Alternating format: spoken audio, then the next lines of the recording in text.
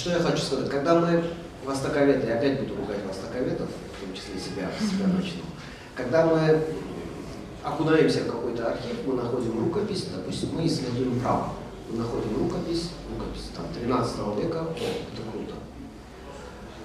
Название там атрибутируем, автора определяем и так далее, все как положено, да? Все сделали, и исследуя правовую литературу, мы тем самым как бы в конце уже пишем статью, что какая правовая литература была распространена в Дагестане. Я про Дагестан сейчас говорю. Это почему про Дагестан? Потому что последует вопрос. И в то же время мы не учитываем динамику развития правовых сочинений в микрорегионе. Если же глубже обратить внимание, то есть мы смотрим рукописи, мы не придаем значения, где она была переписана. То есть как бы априори, даже если мы знаем, что рукопись была переписана в Ардебиле там, в XIV веке, мы априори предполагаем, что эта рукопись XIV века уже там имела распространение в Дагестане. Хотя она могла быть, оказаться или в XIX или XX веке. То есть, что я хочу сказать, если мы посмотрим правовую литературу в Дагестане, мы видим такой четкий водораздел. Четкий водораздел, и этот водораздел, он объясним именно с точки зрения теории мусульманского права. До 17 века, до середины 17 века в Дагестане превалирует шафиитская правовая литература, написанная на арабском языке персидскими авторами. Это Ардабиль, это Казвин, это Шираз, ну и так далее. Во второй половине 17 века происходит такой перелом правовой традиции в Дагестане, и новая правовая литература, представленная сирийскими и египетскими авторами, это Навави прежде всего, хотя Навави жил гораздо раньше, это Ибн Хаджар аль-Хайтами, Махалли. Эти три автора, они вытесняют всю эту правовую традицию. И мы видим в Дагестане правовые сочинения старой традиции переписываются в Дагестане до середины 18 века. После середины 18 века все.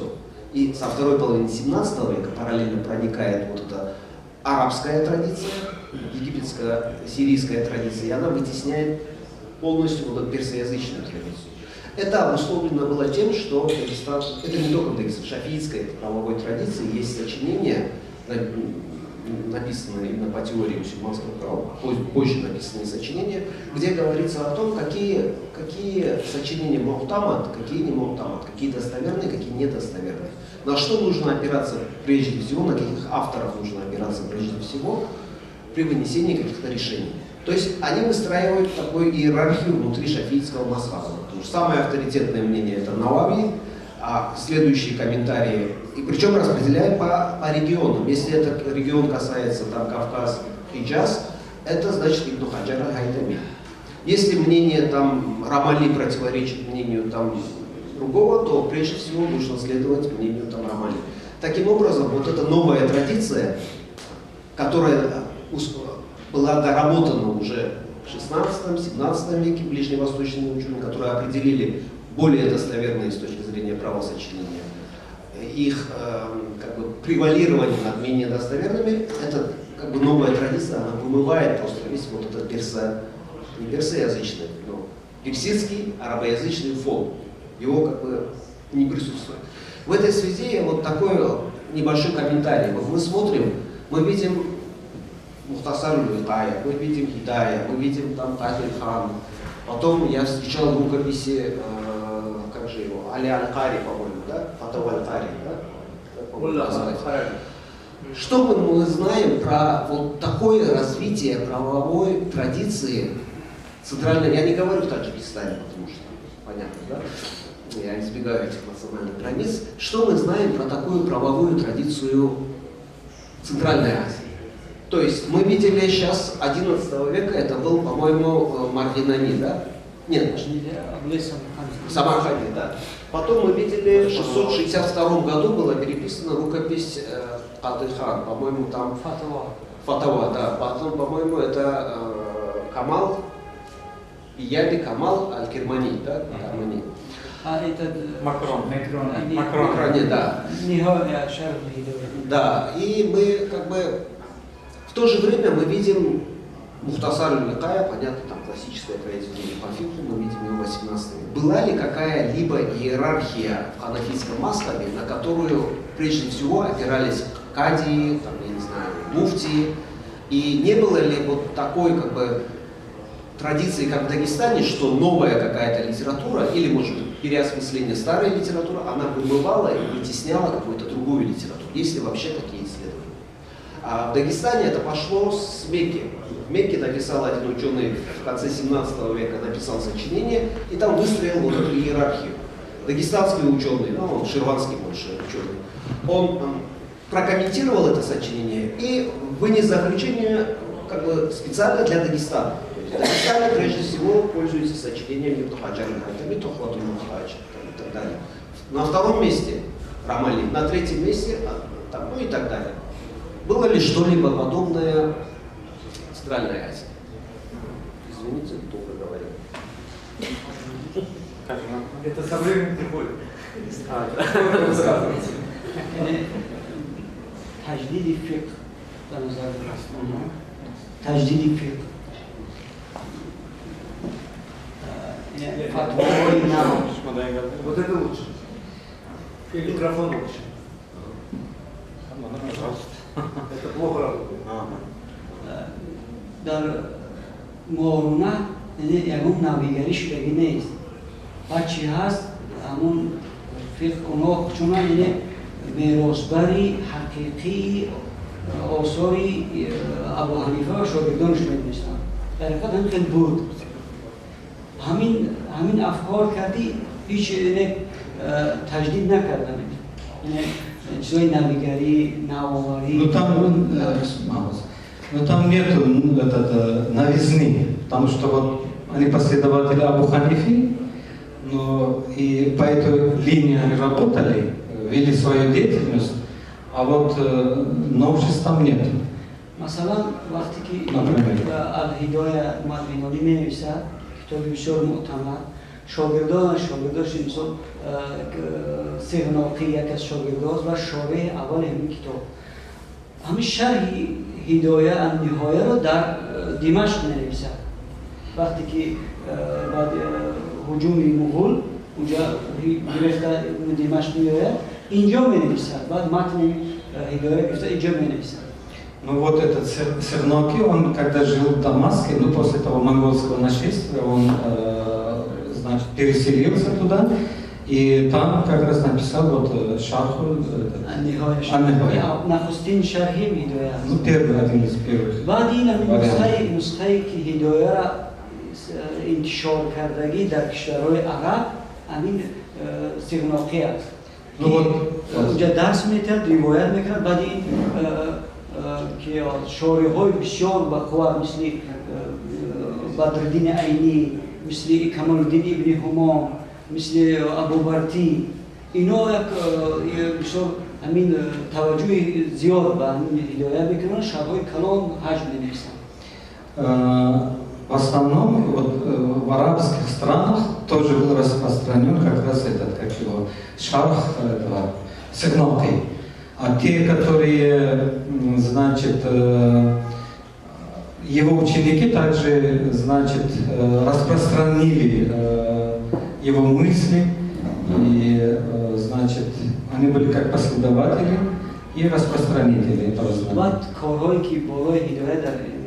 مصر و شام بشود یکی از کارهای بهترین مثال بینایه در 20 جلد شرح میشود با تخریج احادیث و شرح و توضیحات و کمال‌الدین ابن همام فتح القدیر می‌نویسد یعنی سمت اجتهادی مسائل اجتهادی را از هدایه بیان می‌کنند. Значит, در مصر در شام имам Асар Биноя, да? Биноя در مصر. Значит, в этом, как его, в Дамаске, Египте, вот, был, значит, распространен Биноя, и вот, и этот, как его, комментарий Хидоя, и сам ты что ходишь, сам ты что ходишь, همین یک تا شرحی باید شرحی تخریج احادیث دیگرش شرح اجتهادی مثلا один из них, значит, Тахриджуль Ахадис, и второй, его мать зовут? Фатул Кадир. دیگر این هدایه توجه اونها در هند هم زیاد میشه. مثلا علمای هند زیادتر توجه به هدایه میکنن. از علمای فقیهای ماورانه فقط اونها تلخیص میدن. مثلا وقایت الروایت فی مسائل هدایه فقط مسائلش میگن، یکم شرح توضیح، یعنی فقط همون مسائل گرفته، مسائلی که معتمد است برای فتوا همون گرفته. В Индии то же самое, они, значит, берут, значит, ссылаются на масала, а так они дальше это не развивают. Только вот этот, как его, опираются на труды тех авторов, которые он перечислил. مردمی مورنا هم قدر تعصبی وی دارند که حتی تیمور تفتازانی را با سرشاری جورجانی آورد بخارا برای تجدید منهج درسی و بخارا نتوانست تجدید کرده، از نو کرده، پیشرفت کرده نشد. Ну вот Автозоны, который был, значит, переселен Тимуру в Среднюю Азию, да, Бухару, но там никаких этих новшеств не было произведено. ما تعصبی چی دارند که ما یعنی نخستین چی میگن میراث برندگانی اصولی فقه حنفی. باید ما را شکست درس نگیرد. Ну вот как в начале было, и вот эта традиция продолжается, но никаких там новшеств нет, и они, значит, опираются вот на эти традиции. Ну, в Таджикистане до сих пор вот только Мухтасар аль-Вифая в Таджикистане до сих пор используется, никаких там новшеств нет, оно остается как консервативно. Samet Bey.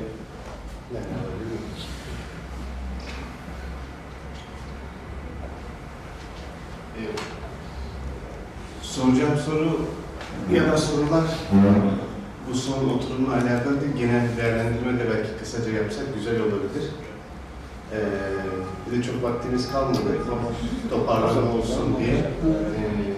Kendi gözlemlerimi, alanı çok iyi bilmeyen bir insan olarak ama sosyal bilimlerden gelen birisi olarak gözlemlerimi paylaşmak istiyorum. Belki sizin için de faydalı olur. Bir defa biz bu toplantıyı niye yaptık? Bu çok önemli bir soru bence. Bu bir sürü başka şeylerle bağlantılı. Biz neden bu konuyu tartışıyoruz? Çünkü bunu belki daha sonra toplantının tebliğlerini eğer kitap haline getireceksek belki kitabın başında da bir ön söz olarak değerlendirmemiz gerekir. Niçin? Çünkü mesela ben hani bu toplantının niçin yapıldığına dair bir ön bilgi olarak, alanı bilmeyen bir insan olarak Orta Asya genelinde Sovyetler kolonizm tartışmasını da yaptım. Neler olduğunu hani bilmiyorum. Bu kitapların manuskriptlerin, basılı eserlerin ne kadarı nerelere, ne zaman Moskova'ya mı, Petersburg'a mı kolonyalizm tartışması bağlamında ne kadarı götürüldü, nerelere götürüldü, bir daha geri alınabildi mi? Bu konu uzmanlar olduğunuz için ve bölgeden gelmiş olduğunuz için bu sizin için zaten hani bilinen ve tecrübe edilen bir şey olduğu için konuşma gereği duymamış olabiliriz. Ama alanın dışarısından gelen birisi olarak genel değerlendirme yapıyoruz. Bence bu konu bir tartışılmalı. Rus etkisi, Rus kolonyalizmi, Rusya'nın bölgedeki etkisi, manuskript geleneklerine, yazı geleneklerine, okul geleneklerine etkisi bence bir tartışılmalı. Ön sözde bunu bir dikkate alalım dedim. İkincisi, böyle yani uzmanlar arası tartışmalarla ilgili bir hani iki tane gözlemim var. Bu kolonyalizm tartışmasında bir ortaya çıktı. Bir defa arşiv tartışmamızda ortaya çıktı. Bir de şimdi senin sunumunda ortaya çıktı. Erotizm tartışmasında ortaya çıktı. Yani iki eğilim var. Bir, yeni metotlar, yeni tartışma alanları ve yeni konular. Bir de tırnak içerisinde söylüyorum bunu, kötü bir şey olarak söylemiyorum ama daha klasik ekol, eski ekol, metin temelli, kayıt temelli, yazı temelli, arşiv temelli ekol.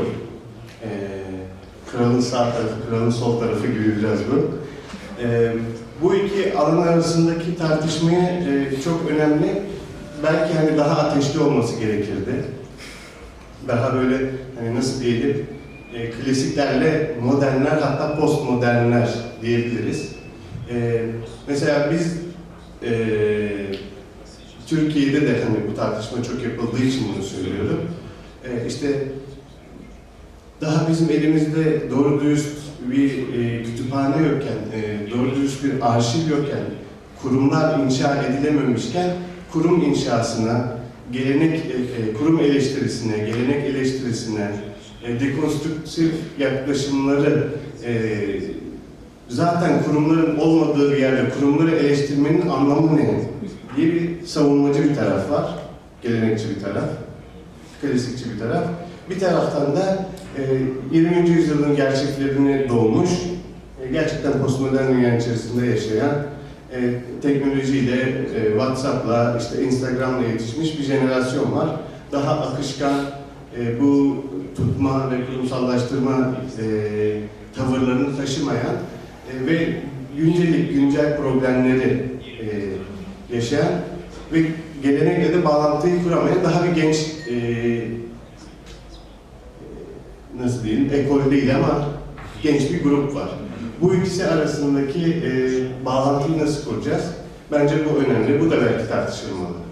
Yani yeni metotlar, eski metotlar, yeni ekoller tartışma konuları. Çünkü bir ekolde olan tartışma konuları diğerinde yok. Diğerinin tartıştığı konuları da diğer grup çok dert etmiyor ya da önemsemiyor. Bunları birbirine nasıl konuşturabileceğiz? Bence bu da önemliydi. Burada birazcık yaptık ama bence bu ön sözde de bir tartışma konusu olarak bundan sonraki şeylerde, çünkü bir yandan evet hani kayıtların tutulamadığı yerde kayıtları tutmak, dijitalleştirmeyi yapmak, arşivleri kurmak, Aşık Hoca ile Kazakistan'a da gittik, Özbekistan'daki kurumlarla, evet gerçekten elde şey yok, kayıtlar yok, kurumlar kurulmamış. Bu aciliyet arz ediyor.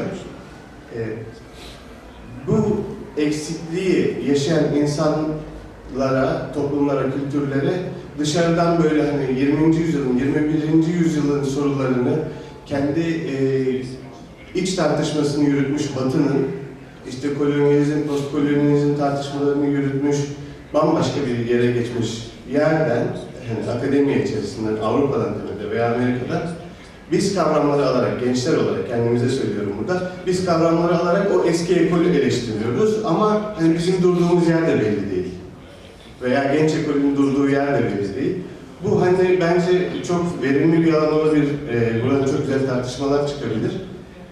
Bunu bir söylemek istedim.